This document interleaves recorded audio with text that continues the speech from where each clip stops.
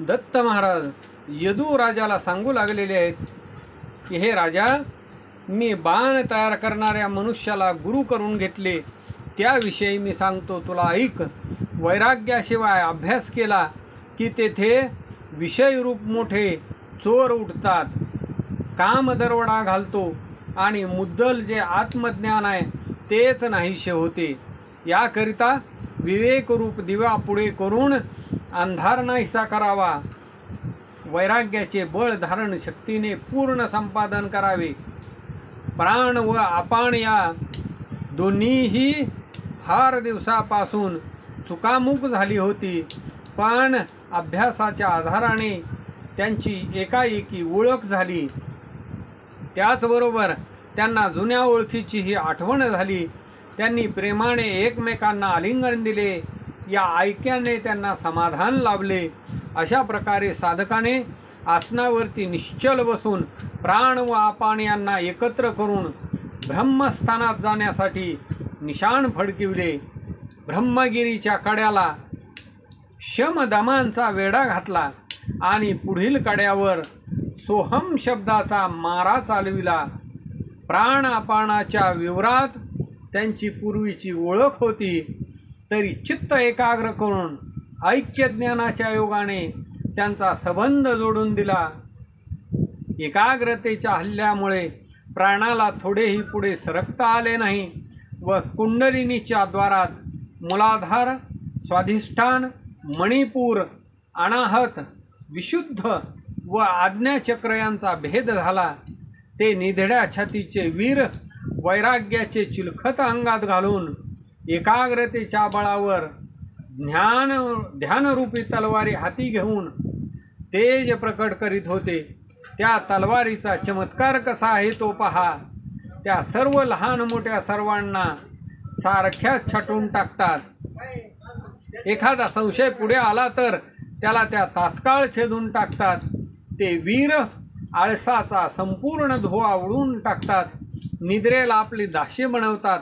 अशा प्रकारे ते योगरूपी किल्ल्याशी दिवस रात्र सदैव झुंजत असतात. त्या रणांगणावरील वीर महान पराक्रमी होते. ते आपल्या सामर्थ्याने पुढे चालले तेव्हा 17वी जीवनकाळा म्हणजे ब्रह्मरंध्रातून होणारा अमृताचा वर्षाव वाढला. त्या महावीरांना मोठा विजय प्राप्त झाला. तेथे मोठे युद्ध झाले. युद्धात काम, क्रोध, लोभ, मद, मोह, मत्सर यांना मारून टाकले. त्यांचे तेजस्वी खड्ग झळकत होते. अशा प्रकारे शत्रूंना रणांगणात मारून त्यांनी 17वीचे पान म्हणजे अमृत प्राशन केले. तेव्हा किल्ल्यामधून अनाहताचा ध्वनी मोठमोठ्याने ऐकू येऊ लागला. सोहमवीरांची एकाग्रता होताच आतील सर्व भेद हाती आला. ते ऐकताच त्या किल्ल्याचे रक्षण करणारी अहम ममता मरावयास टेकली. काम, क्रोधादी मोठे मोठे शत्रू युद्धात पडलेले पाहून अहंता व ममता अत्यंत विवळ होऊन मरणाच्या दारी येऊन बसल्या. अशी किल्ल्यातील बातम्या ऐकताच त्या वीरांच्या मनाला अधिकच स्फुरण चढले आणि त्यांनी तो किल्ला ताब्यात घेण्याचा दृढ निश्चय केला. ते वीर मोठे धैर्यशाली होते. त्यांना पराक्रम प्रसिद्ध होता.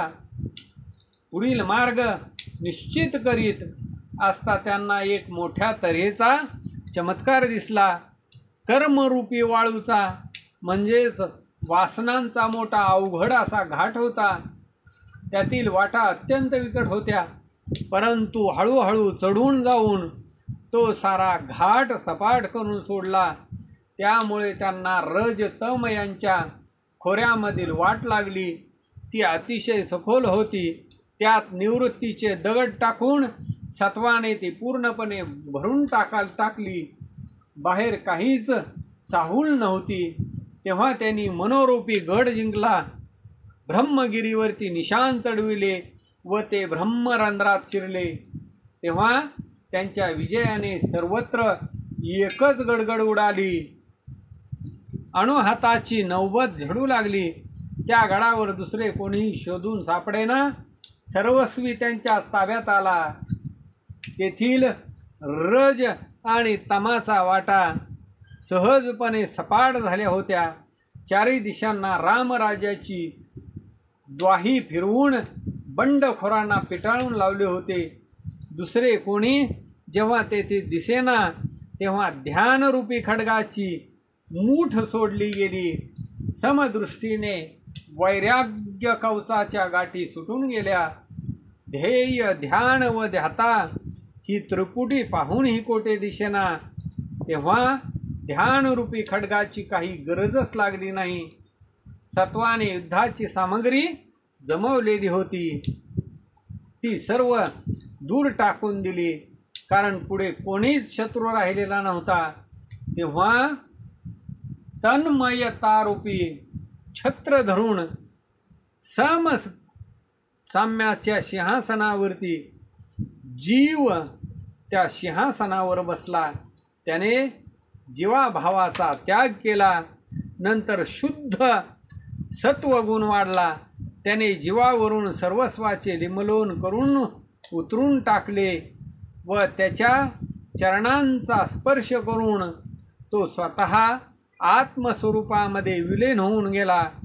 अग्नी काष्टामध्ये गुप्त रूपाने वास करीत असतो.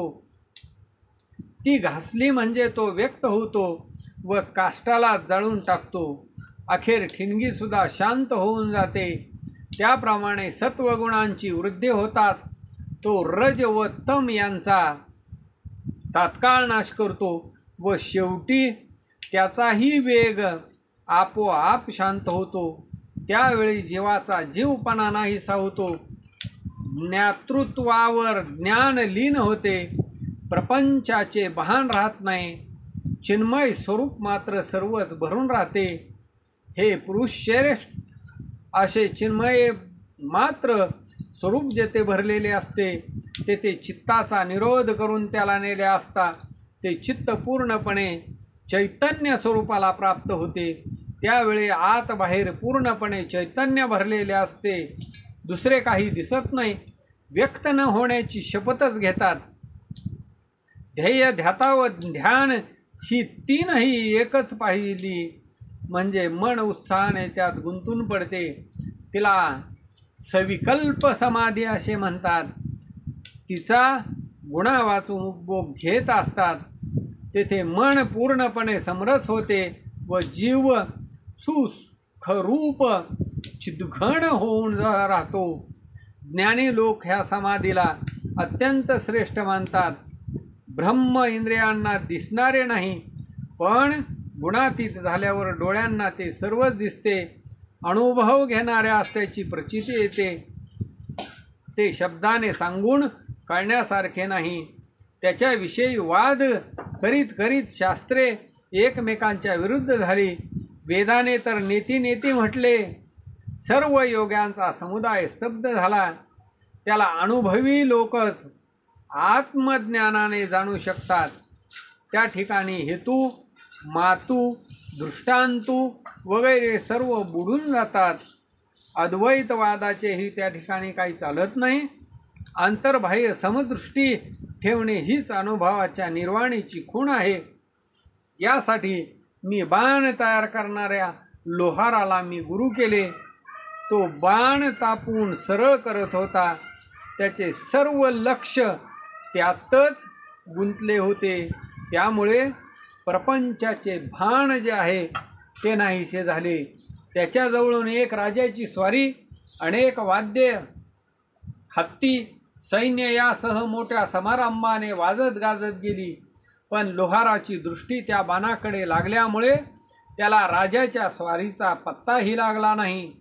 इतक्यात राजाचा सेवक तेथे येऊन राजा या मार्गाने गेला का असे विचारू लागला. तेव्हा तो म्हणाला, मी काही पाहिले नाही.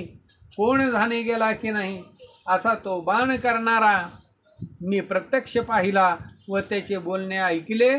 तेव्हा त्यापासून मी असा बोध घेतला की या जगात एकाग्रता अत्यंत श्रेष्ठ आहे. ती डोळ्यापुढे प्रपंच येऊ देत नाही. हे साधन साधण्यासाठी घराला आरंभ न करता एकटे राहण्याचे योग्य. म्हणून मी त्या बाण करणाऱ्या लोहाराला गुरु केले.